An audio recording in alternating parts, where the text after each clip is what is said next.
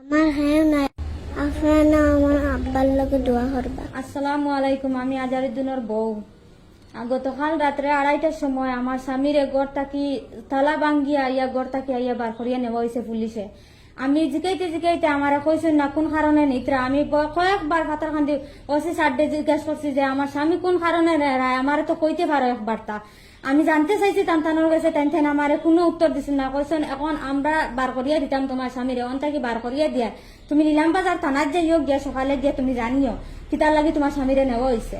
আমি সকালে গেছি নিলাম বাজার থানাত গিয়া আমি গিয়া জিজ্ঞাসা করছি স্যারের যে আমার স্বামী কোন কারণে নেওয়া হয়েছে, আমার স্বামীর দুষ কিতা। গরু আইয়া তালা ভাঙ্গিয়া রাত 2:30টার সময় নিত্রা আমার দুগু বাচ্চা ইগে কিছু বুঝে না। আর ও বাচ্চা আমার রাত 2:30টা থেকে খান্দের বজার এখন পর্যন্ত। আমি যাবার বাদে আমি জিজ্ঞাসা করার বাদে টেনশন আমার কুচ্ছু কইছেন না এখন কুচ্ছু খাওয়া যাইতো না, এখন এটা কুচ্ছু আমরা জানি না।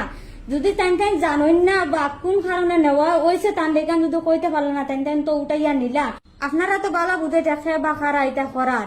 আর ওয়াকফ বিলের কারণে আমার স্বামী মাতিসলা, আমি তো জানি না যে সে করাইতে রাইতা। ওয়াকফ বিলের কারণে মাতিসলা, প্রতিবাদ করছিলা, হয়তো ও কারণে তার এরেস্ট করানি হয়েছে বা অন্য কোনো নেতায় এরেস্ট করানি লইছেন। তা আমি তা পুরা মতো কইতে পারি না, এটা আপনারা বালা বুঝে। আমার কোনো সাহারা নাই, আপনারা ওইলা আমার জামাই সাহারা। আমার হ্যাঁ নাই আপনার না আমার আব্বার লগে দোয়া করবা।